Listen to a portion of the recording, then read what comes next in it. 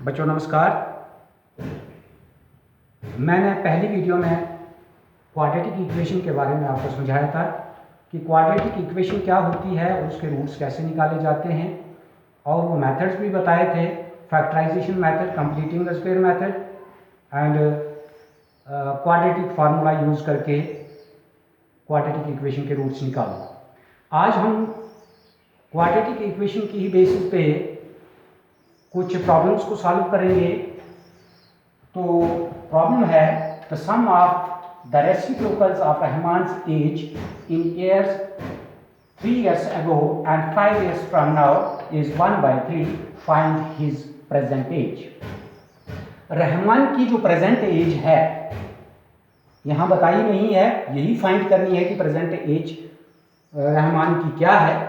तो अगर present as है तो उससे 3 साल पहले उसकी एज कितनी होगी और 5 साल बाद उसकी एज कितनी होगी।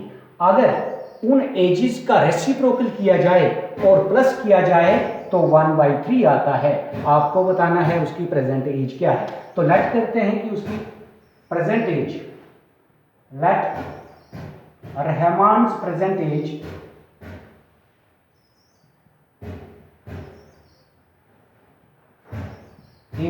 Equals to x years. अगर प्रेजेंट एज x ईयर्स है तो 3 साल पहले कितनी होगी, तो 3 years ago,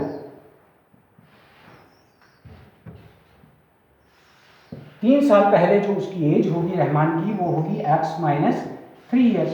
यानी आज किसी की एज 20 years है तो 3 साल पहले उसकी 17 years होगी। तो माइनस जो है 3 करना है। अगर प्रेजेंट एज x है तो 3 years ago, 3 साल पहले उसकी age x minus 3 years and 5 years from now, और प्रेजेंट एज से 5 साल बाद उसकी एज कितनी होगी, वो होगी x प्लस 5 years। अब कंडीशन है कि इनका रेसिप्रोकल करो, ये जो एजेस हैं इनका रेसिप्रोकल करो और इनका सम अगर निकालेंगे तो 1/3 होगा। तो कंडीशन होगी हमारे पास 1/x माइनस 3। देखिए x माइनस 3 का reciprocal 1/x minus 3 plus 1/x plus 5। इसका x प्लस 5 का रेसिप्रोकल 1/x प्लस 5। अगर इनका प्लस करेंगे तो 1/3 आता है। तो इसको आगे सॉल्व करेंगे तो हमारे पास क्वाड्रेटिक इक्वेशन बन जाएगी, और क्वाड्रेटिक इक्वेशन बनी तो क्वाड्रेटिक इक्वेशन को सॉल्व करके हमारे पास प्रेजेंट एज जो है रहमान की निकल जाएगी। तो करते हैं cross multiplication, x plus 5 1 x plus 5 plus x minus 3 1 x minus 3 divided by x into x square plus 5 into x 5x minus 3 into x 3x and plus minus 5 3s are 15 equals to 1/3। x plus x equals to 2x, 5 minus 3 plus 2 divided by x square 5x minus 3x 2x minus 15 equals to 1/3। यहाँ फिर cross multiplication होगी, x square plus 2x minus 15 को 1 से multiply करेंगे तो यही आएगा x square plus 2x minus 15 equals to 3 2s are 6x plus 3 2s are 6। इसको ट्रांसपोज करो लेफ्ट साइड में, x square plus 2x minus 15 minus 6x and minus 6, और राइट साइड में हो जाएगा 0। एक्स स्क्वायर ये 2x and 6x, 2x minus 6x होता है minus 4x, minus 15 and minus 6 minus 21 equals to 0, जो कि क्वाड्रेटिक इक्वेशन बनी। अब क्वाड्रेटिक इक्वेशन बनी तो आगे इसको सॉल्व करेंगे। एक्स स्क्वायर का कोफिशिएंट है 1, यानी a कितना है, a equals to 1, b equals to -4 and c equals to, यानी जो कांस्टेंट टर्म है वो है -21। निकालते हैं पहले डिस्क्रिमिनेंट, फार्मूला होता है b² 4ac।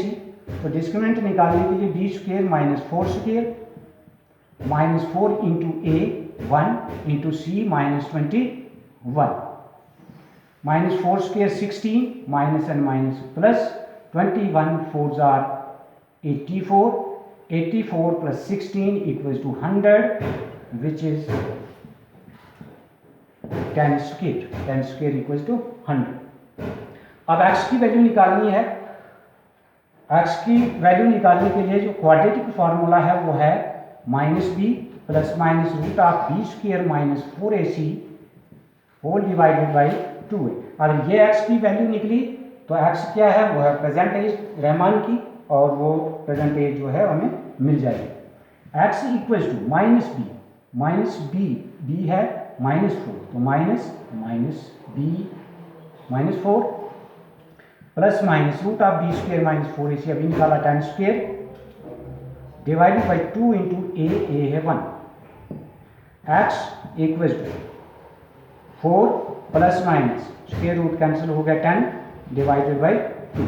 यहाँ केसेस आ जाते हैं दो, एक 4 प्लस 10 अपॉन 2 और दूसरा case 4 minus 10 upon 2। x equals to 14 upon 2 और दूसरे केस में minus 6 upon 2। x equals to 7 and minus 3, ये देखिए 7। अब इसमें x की दो वैल्यूज आई यानी रूट्स आ गए हम दो, लेकिन जो एज है एज नेगेटिव में नहीं बताई जाती, यानी एज जो है नेगेटिव में नहीं होती है, तो हम ये नहीं बोल सकते कि उसकी एज जो है -3 ईयर्स है, इसलिए इस -3 को हम रिजेक्ट करेंगे। तो x जो है वो 7 है और यही एज है इसकी रहमान की, and Rahman's age equals to 7 years, और यही है आंसर हमारा। अब हम एक और प्रॉब्लम सॉल्व करेंगे।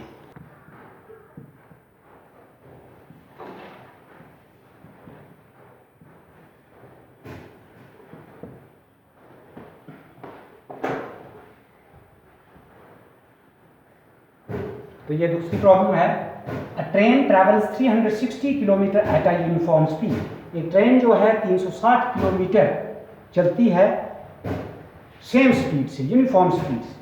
If the speed had been 5 kilometre per hour more, अगर उसकी यूजुअल स्पीड से 5 किलोमीटर पर आवर स्पीड उसकी बढ़ाई जाए, it would have taken 1 our less for the same journey. क्योंकि स्पीड जब बढ़ाई जाती है तो टाइम कम लगता है, स्पीड कम हो तो टाइम ज़्यादा लगता है। तो ये जब 5 किलोमीटर की स्पीड बढ़ाते हैं ट्रेन की तो 1 घंटा जो है वो कम लगता है सेम जर्नी के लिए। Find the speed of the train, speed बतानी है ट्रेन की। तो स्पीड लेट करते हैं, लेट स्पीड ऑफ ट्रेन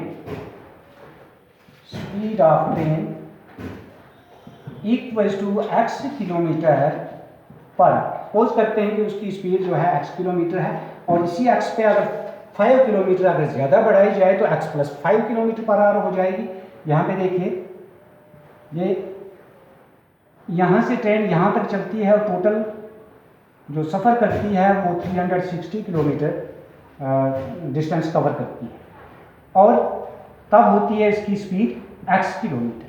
जब 5 किलोमीटर स्पीड बढ़ाई जाती है तो x plus 5 kilometre per our,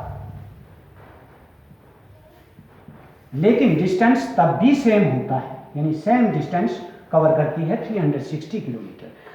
अब अगर डिस्टेंस 360 किलोमीटर है और स्पीड इसकी x किलोमीटर है तो टाइम कितना लगाती है, हमने वो पहले फाइंड करना है।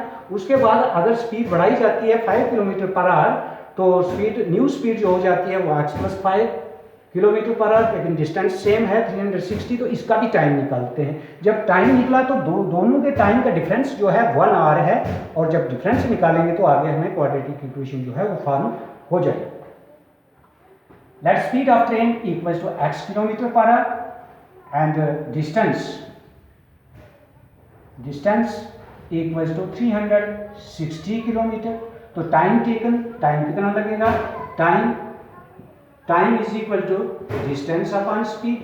तो डिस्टेंस है 360 और स्पीड है x, ये आवर्स बन गए, इतने घंटे लगाती है ट्रेन जब x किलोमीटर की स्पीड से चलती है। अब जब 5 किलोमीटर स्पीड उसकी बढ़ाते हैं तो न्यू स्पीड जो हो जाती है, जो नई स्पीड बन जाती है वो बन जाती है x + 5 किलोमीटर पर आवर। लेकिन डिस्टेंस तो सेम है, डिस्टेंस = 360 किलोमीटर। अब ये टाइम कितना लगता है? टाइम जो है वो distance upon speed, distance 360 upon speed x + 5, इतने घंटे लगाती है जब स्पीड उसकी बढ़ाई जाती है। लेकिन टाइम स्पीड बढ़ने के साथ टाइम जो है वो कम लगता है, यानी ये वाला कम टाइम है। ये टाइम जो है पहले जब x kilometre per our speed थी तो टाइम ज़्यादा लगा था। तो इस टाइम का और इस टाइम का डिफरेंस जो है वो 1 घंटा है, क्योंकि 1 घंटा ट्रेन जल्दी पहुंची, 1 आवर लेस कम लगाया उसने, तो कंडीशन बन गई।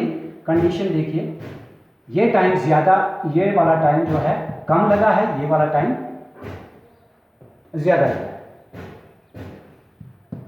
तो कंडीशन जो बन जाती है 360 अपॉन x ये वाला टाइम माइनस 360 अपॉन x + 5 ये वाला टाइम, और दोनों का डिफरेंस जो है वो 1। ये कंडीशन बन गई। ये टाइम जो था पहले लगाया था जब x किलोमीटर पर आवर था, और ये टाइम ज़्यादा लगा था, तो ज़्यादा में से हम कम में ज़्यादा को कम में से माइनस करते हैं, तो ये ज़्यादा टाइम है, ये कम है, और दोनों का डिफरेंस जो है वो 1 है।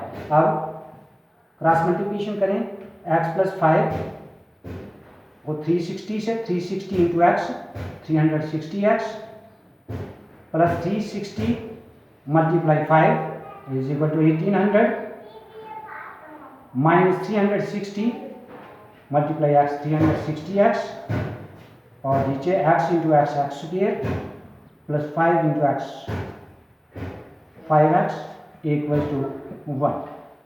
ये 360x प्लस में है, ये 360x माइनस में है। तो